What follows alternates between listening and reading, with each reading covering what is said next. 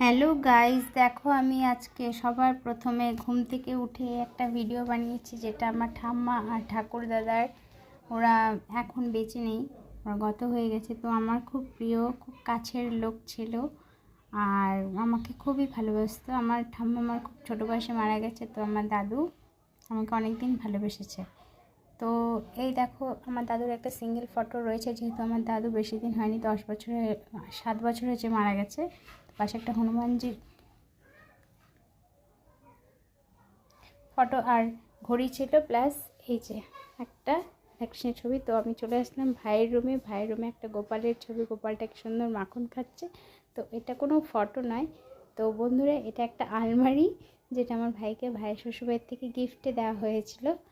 আর দেখো, এই যেখানে আমার ভাই অনেক প্রাইজ পেয়েছে। তো এই দেখো আমার ভাই আর ভাইয়ের বউয়ের ফটো। তো এটা ওকে ওদের ম্যারেজ ডেতে, মানে ম্যারেজের পরে একটা অনুষ্ঠান ছিল, তো ওখানে ওর শালি গিফট করেছে। তো কেমন হয়েছে জাস্ট জানাও বন্ধুরা, আর আমাকে কমেন্ট আর শেয়ার করতে ভুলো না।